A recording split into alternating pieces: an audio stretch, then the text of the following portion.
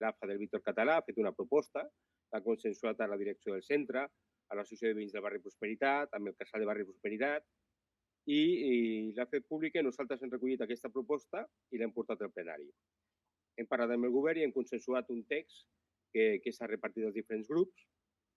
que bàsicament diu que el districte Nou Barris demana un estudi de mobilitat als departaments corresponents de l'Ajuntament de Barcelona que contempla les diferents possibilitats per a un projecte de pacificació de l'entorn de l'Escola Víctor Català, incloent les propostes de l'AFA i el teixit associatiu, que són peatonalitzar el carrer Santa Engràcia entre el carrer Turó Blau i la Font de Canyelles, facilitar l'accés directe del barri de Prosperitat al Passeig Valdaura, fent de doble sentit el tram del carrer de Font de Canyelles entre Enric Casanovas i el Passeig Valdaura, i la conversió del carrer Turó Blau en zona 20.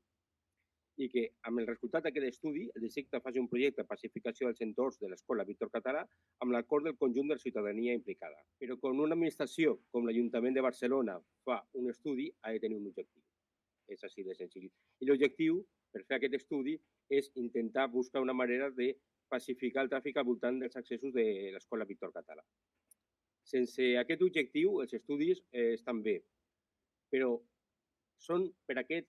motiu, per aquest objectiu que es fan aquests estudis. Però és important que no ens quedem en projectes, que no sigui una tècnica per allargar el tema o per aparcar-lo, sinó que això al final repercuti en un debat entre el govern,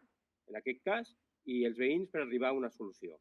I crec que és l'important, que és el que hem de treure aquesta proposició, i és el que nosaltres demanarem que es faci un seguiment